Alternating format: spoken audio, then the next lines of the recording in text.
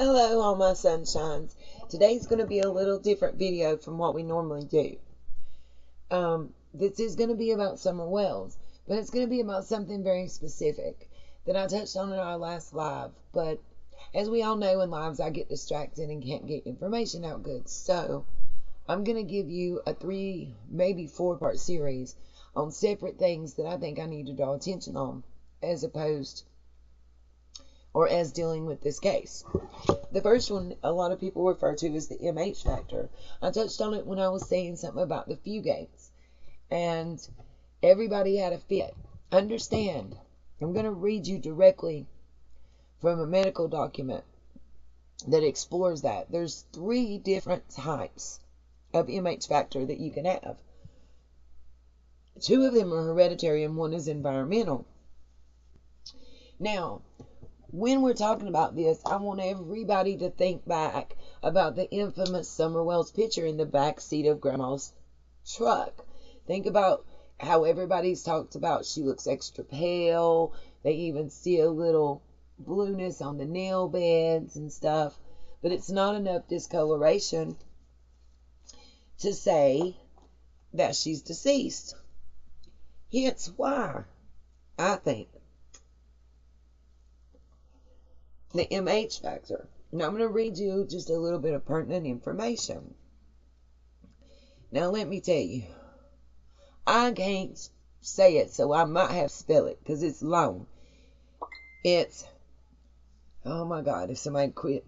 It's methemoglobin METHEMOGLOBINEMIA, or the MH factor.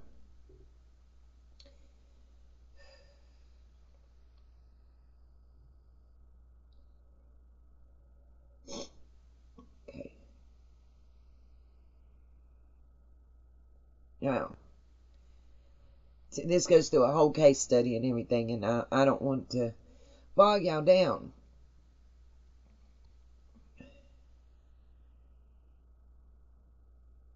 Let me explain to you what it is. It is a condition characterized by increased quantities of hemoglobin, and I believe that's iron, maybe, in which, okay, never mind, by hemoglobin, in which the iron of the heme is oxidized to the ferric form.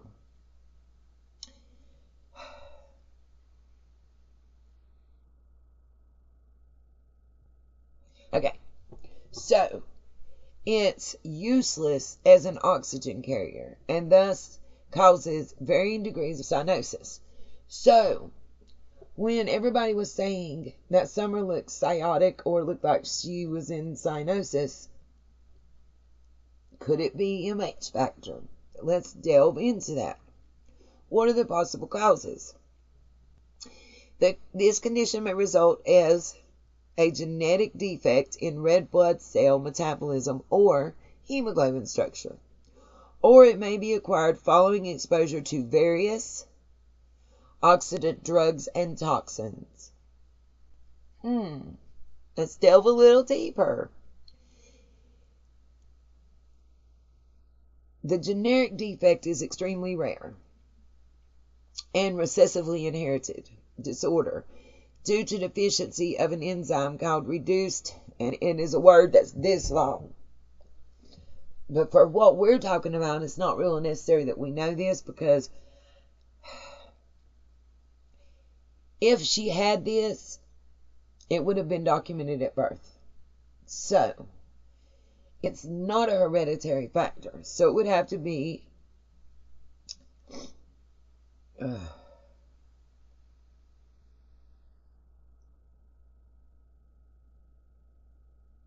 there's 2 types of hereditary factors.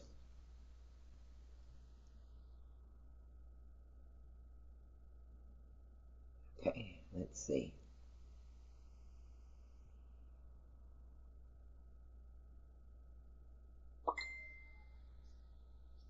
Somebody keeps messaging me and it keeps pulling me back to the top of the article, so I apologize.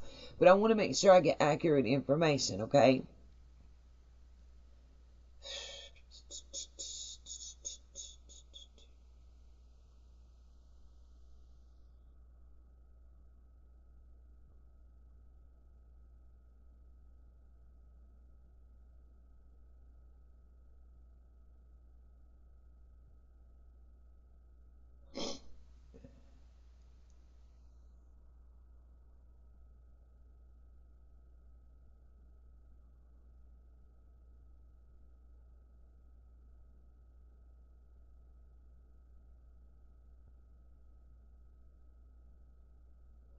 Then it gives me a whole list of drugs, and we're not going through that either.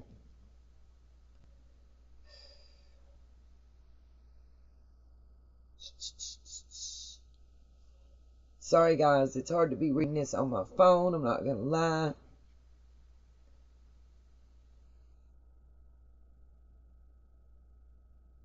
Okay, here we go.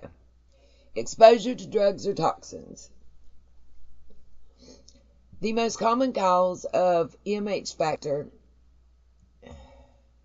is ingestion of or exposure of skin or mucous membranes to oxidizing agents. Some of these oxidize hemoglobin directly to form the MH factor. Others do it indirectly by reducing free oxygen to the free radical O2s, which in turn oxidizes hemoglobin to MH. Outbreaks of MH anemia have occurred due to nitrate poisoning from water. Okay. Y'all remember that ammonia I was talking about? That's in certain grounds and used to grow certain things. It's certain nitrates that are used to grow certain things. And that ammonia helps make those rich. Let's remember that while we're talking. It's also used, and there's a nitrate or a nitrogen gas that's produced when it's used to make certain illegal substances. Okay, let's just remember that. Okay. Due to nitrate poisoning from water contamination. Now, I want you guys, when I say this, to also remember back to how the water was done at the Wells house. Remember how that's done, and if it's not used right, large amounts of nitric oxide are released in patients with sepsis. Nitric oxide is converted to MH and nitrates. It has been reported that MH levels are significantly higher in patients with sepsis than in non-sepsis septic patients. MH anemia has been reported in young infants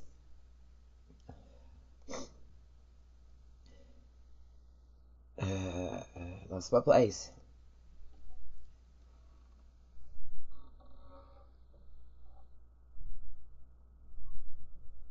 It talks about infants less than 6 months, but we don't want to talk about that. And how they may be susceptible. I want to get to the part where it talks about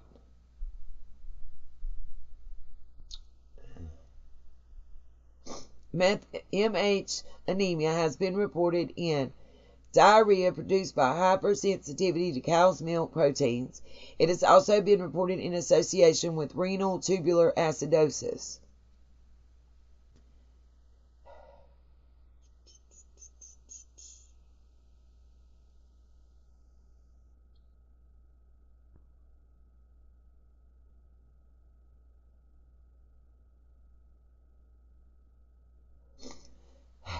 MH anemia may be acute or chronic.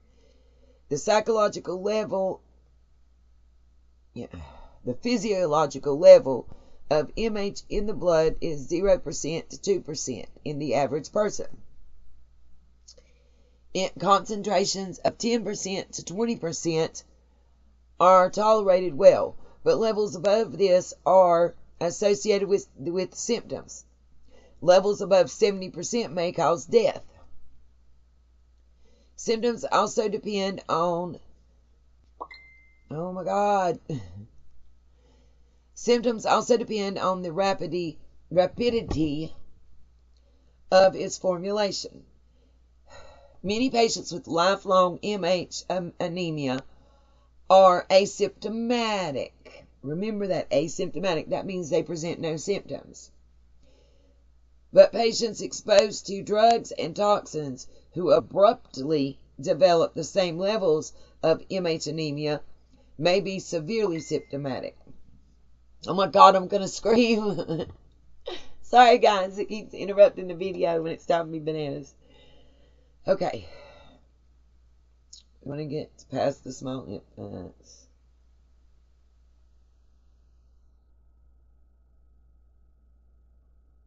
Okay.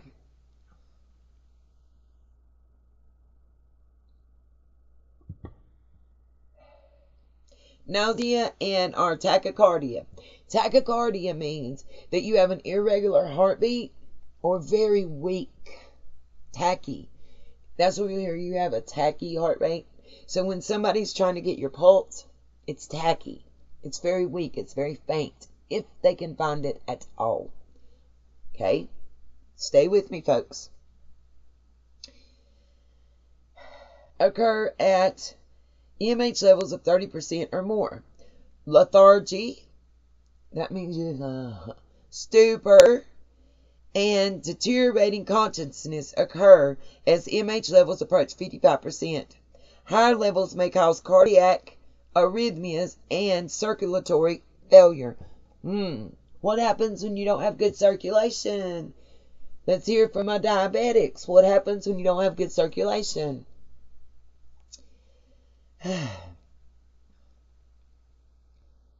Hemolytic anemia may follow drug-induced MH anemia, especially with exposure to diapasone, sulfazine, or phenicin. As I understand, two of those that I just really butchered the pronunciation of are used in like gardens to make your soil rich. It's kind of nitrates that are added to the soil along with that ammonia I was talking about.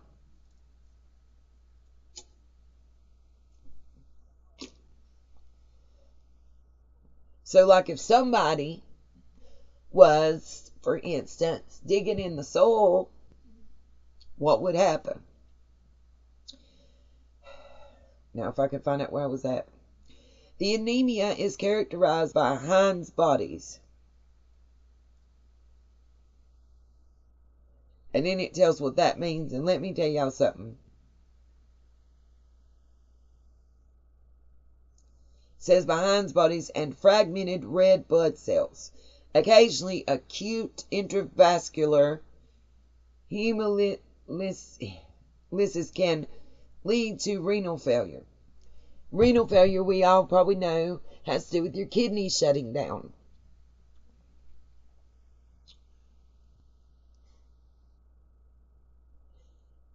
Hemolytic anemia with jaundice may also be a feature of hemoglobin muscatine and hemoglobin Hyde-Park, abnormal hemoglobin variants associated with genetic MH.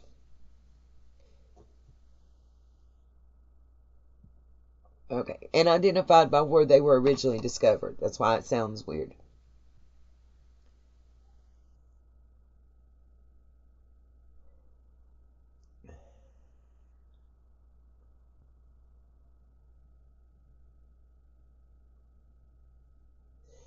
Children with cyanotic, oh well, that's congenital heart disease. It's not what I'm trying to get to.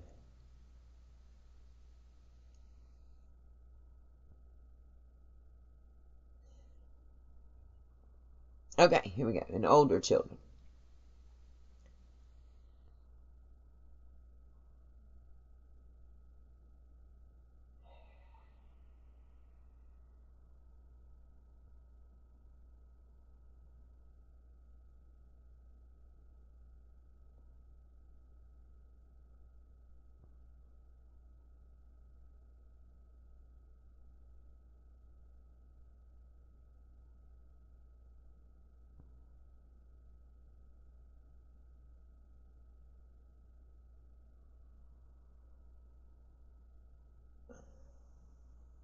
Okay, let me explain.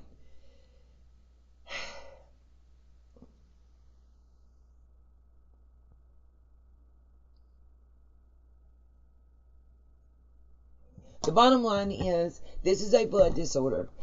That can be, you're either born with it, but if you're born with it, usually it's diagnosed at birth or within the first 6 months.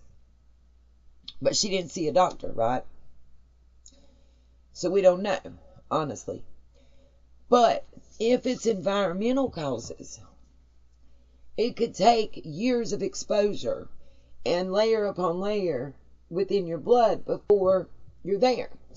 Now, they draw certain blood, and they do this one thing to test to see, but see, it's rare. So who says they would do this blood test? But your blood has a brown color instead of its natural red color when it comes out, is one of the ways they can tell, it states. And then here's the bottom line.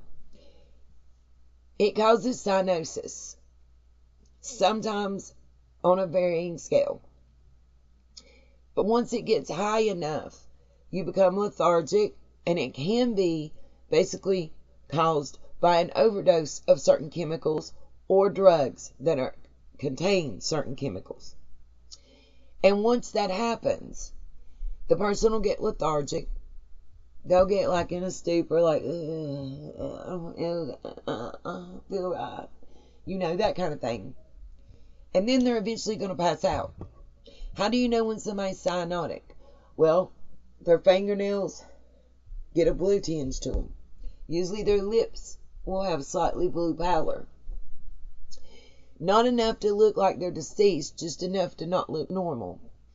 So their color is going to get pale, and there's going to be blue tinges to them. That's why I referred to the Fugate family. Because theirs is genetic. I don't believe this is genetic. Now, I don't know about the Seventh-day Adventists. I don't know about the SDA, so here's where I need you guys to let me know. But what I have found out is the LDS Church will not allow the treatment that's needed if she had the MH factor, even as a child. Any of them had it. Because once you get to the toxicity levels of it, the treatment that is needed is a full and total blood transfusion. And from what I've read, and I'm sure you guys will correct me if I'm wrong, but I can pull that up as well. Let's see.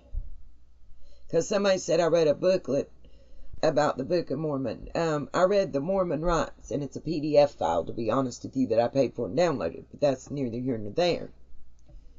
Oh, God, of course it's going to be so small I can't see it.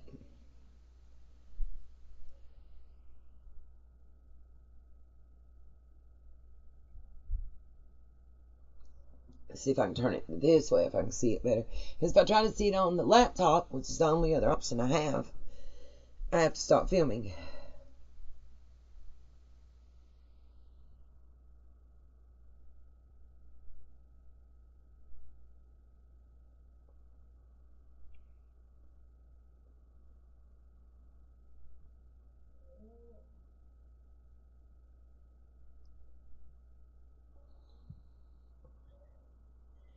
Oh, yeah, and just so you know, I had people jump on me about saying that Josie was taken for this or that. There's several rituals that the Mormon Church recognizes. One is the boy can be a deacon at the age of 12. The other one states at 14 a priest, and at 15 a priest in the Aaronic priesthood, something of that nature. I'm just reading what it says. And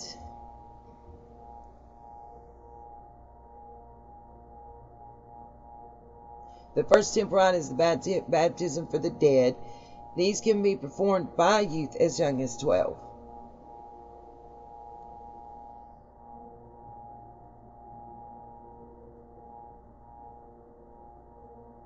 But I'm just looking to see.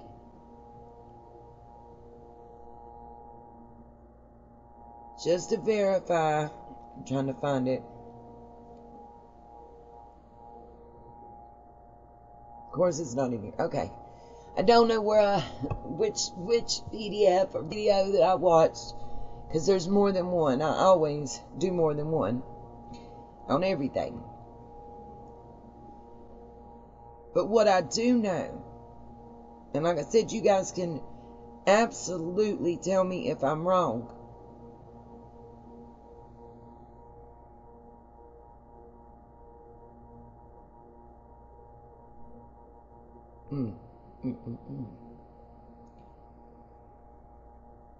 You guys can absolutely tell me if I'm wrong. But one of the things that the LDS Mormon doctrine, there's certain medical procedures that they don't believe in nor allow, and one of them is blood transfusion. And this is a complete blood transfusion. It says that's necessary if the person is diagnosed with that. I don't know about the SDA, and that's why I'm asking. Also, here's a little bit. Y'all know I always be dropping some info for you to check out for me. See what you can find out from me on, and I'm going to do a video about it too. But who is Aaliyah Sky Wells and Aaron Wells? And got some more for you. Who is the Child Investment Corporation out of Utah?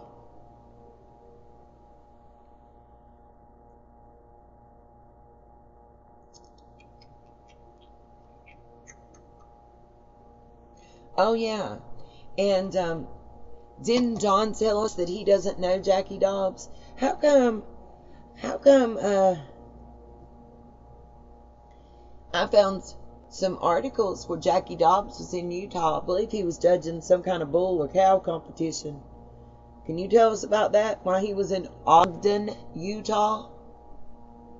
Anybody want to tell me that? Don doesn't know this Jackie Dobbs from Atlanta. Nobody knows him. But I found not one but 2 articles in the Ogden, Utah newspaper. I know I don't do no research and I don't spend my time or nothing.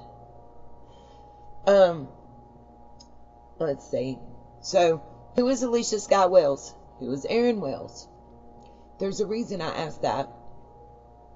Who is the Child Investment Corporation? And was Jackie Dobbs in Ogden, Utah, Donnie? You tell me.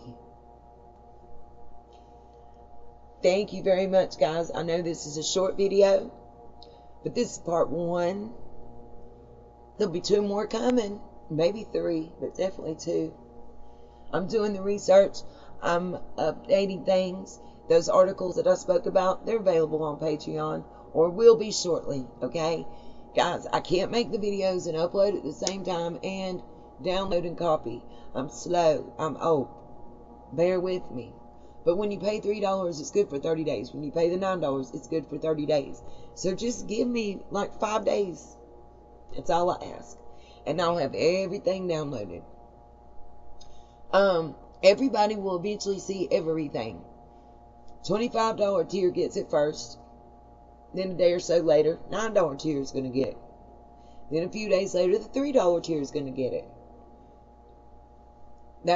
Everybody will get everything. It's just first come, first served. There may be 1 or 2 items that don't go to everybody, and I'm not putting the 85-page PDF file that I had to pay quite a grip for in there. Not going to do it. It's going to be under the $25 tier. But $25, understand that that's a month. You don't have to pay it every month. You can do it 1 month. I mean, heck, there's some of y'all that did it for a day and took it back. It tells me. It sure does. I'm just not going to call your names out. You 24 hours, viewed what you could view, and then you dipped. That's the problem. I had to pay to see it. Why shouldn't everybody else? If you want it, you can go get it. You can pay what I paid. You'll find out that the Patreon is way cheaper. And also, here's the thing, you guys. We have a few spies in our group and a few trolls. I don't really want the Sweaty Balls folks and the Benny Skeezies and the Barretts and the Wells and the Goads and the Lights and the Harrises to view my information. And if they're going to view it, they're going to pay for it. If somebody's going... Here's the difference between YouTube and Patreon that y'all may not understand. When you sign up for Patreon, that agreement you sign, that's a non-disclosure agreement. It says you cannot take that work anywhere else. You can't even go talk about it. You can't read it and go talk about it. You can't screenshot it and go talk about it or show it to anyone else. Not me goes after you, but Patreon goes after you. That's why there's a charge for it. They protect me and my work like YouTube does not. So nobody will steal my research. Nobody will be able to take it and claim it as their own. And there won't be no arguments. Just like right now, do you guys realize that our wonderful Sunshine, just roll with it, made that flyer for the candlelight vigil? Do you know I'm being accused of stealing that flyer? That's what I'm talking about. That's the childish ignorance that I'm talking about, that I don't want to just have to deal with, because I don't know of any investigator that should have to deal with it. And I just want you Sunshines to know that I love you, I appreciate you, and I'm trying to put out the best content that I can. You will still get every bit of information that you have been getting in the same way you've been getting it. I'm still uploading videos. I'm still doing lives. I'm still putting stuff in my community tab section. I just won't see it in, Ziggy's video tomorrow on my community tab section. I could strike her channel, but as she already has 2, I'm not going to do that to her. You're welcome, Ziggy. I don't have a problem with it when you credit me. I don't have a problem with it when you ask. It's just those that don't, or those that make promises and don't keep them. And I'm not the only one that's saying that about certain creators. Why shouldn't I be able to protect my work? I can give you better, more accurate information if I'm able to protect it. If everybody's going to take it, then what's the point? But, again, who is, I have my list. Who is Aaron Wells? Who is Aaliyah Sky Wells?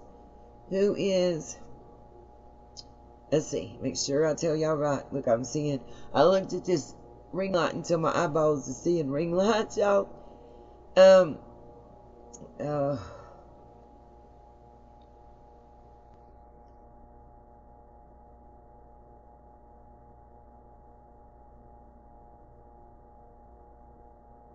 Aaliyah Sky Wells and Aaron Wells. Child Investment Company Corporation and Limited, LLC. Out of Salt Lake City, Utah. And actually they operate as the R. Wiley or Willie Furniture or something. So who are they? Y'all look into it and see if you find what I did.